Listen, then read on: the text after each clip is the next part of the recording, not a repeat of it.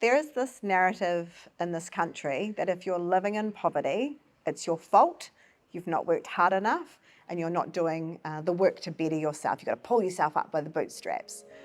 We see time and time again that that is absolute rubbish. Nobody works harder than a single mum on the benefit.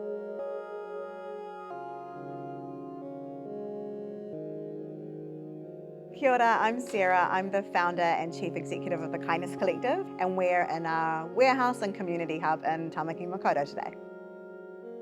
Kindness Collective is a nationwide charity that supports over 120,000 people every year that are living in poverty. So we work with 287 different community partners all across the country that support families who are experiencing hardship, disability, illness, family violence. We're supporting them through the 6 different programs that we've got. And the PJ Project is one of them.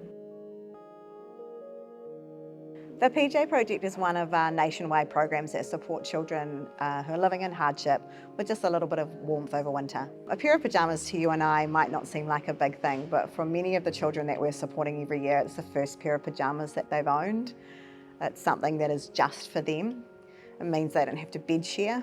It means that they don't have to share clothes. It means they're a little bit warmer, and then they can go to school the next day and then they can participate in their own community.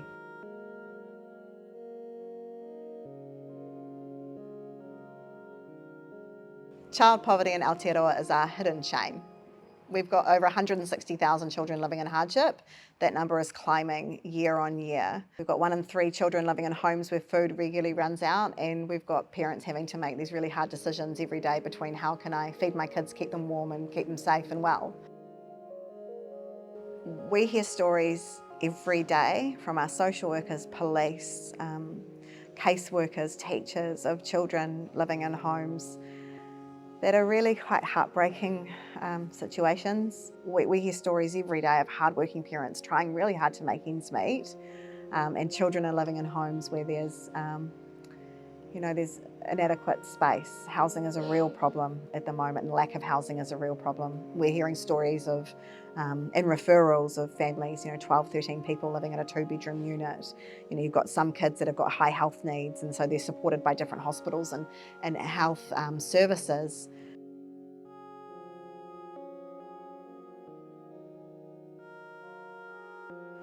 I think child poverty is really misunderstood. I think if people could see and could hear the stories of the families that are literally 10 minutes down the road from them, they would feel very differently. And I think it's a problem that a lot of people think is over there and it doesn't affect me.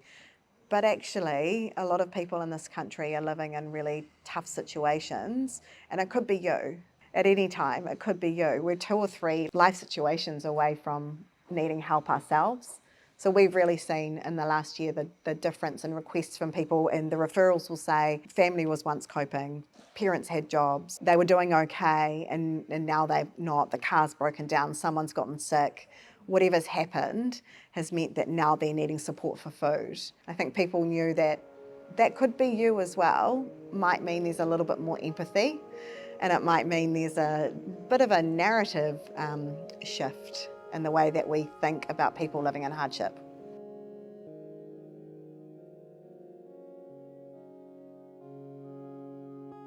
There is this narrative in this country that if you're living in poverty, it's your fault, you've not worked hard enough, and you're not doing the work to better yourself. You've got to pull yourself up by the bootstraps. We see time and time again that that is absolute rubbish.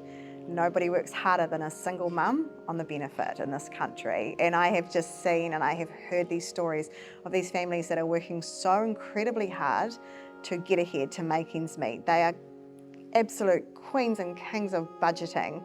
They are clever, they are creative, they're magicians with making magic out of what they've got every week for their families. But because of the system in which we live in, if you're not born into privilege, the barriers that you face to get ahead are that much harder, and we just see it all the time. I just wish that people knew it's not about us and them. This country is incredible. We are very, very kind in this country, and we take care of our neighbours. I just wish people knew that our neighbours were having it a little bit tougher than we were.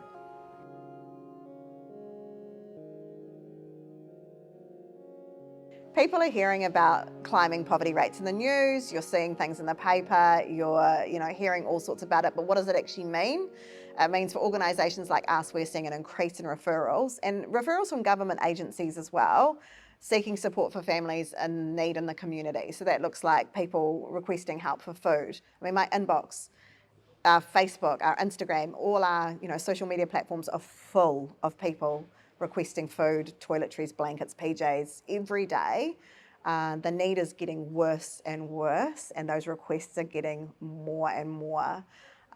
It's truly frightening, and we don't know how we're going to keep up with the demand. One of our programs has had a 336% increase, which is insane. Another's had 58%, another's had 62%. It's wild, the amount of people that are really needing support at the moment. If people want to help donate pyjamas for the PJ Project or just help us feed families in need, they can go to kindness.org.nz, and there's a whole list of ways that you can get involved. Kia ora, talofalawa, malolelei. Paul Pirihi Tumuaki, Principal of Te Kuroa Pātiki School, Rosebank School, here in Avondale, Auckland. The PJ Project is amazing for Rosebank School. It's more than just a pair of pyjamas, it's massive. The children will love it. A lot of them don't have pyjamas, and they'll be very excited, be very humbled. You'll see the looks on their faces when they receive the pyjamas, and the looks on the families' faces. It's like Christmas Day. Hugely exciting for us all, but to see the looks on the kids' faces when they receive them, it's just beautiful to watch.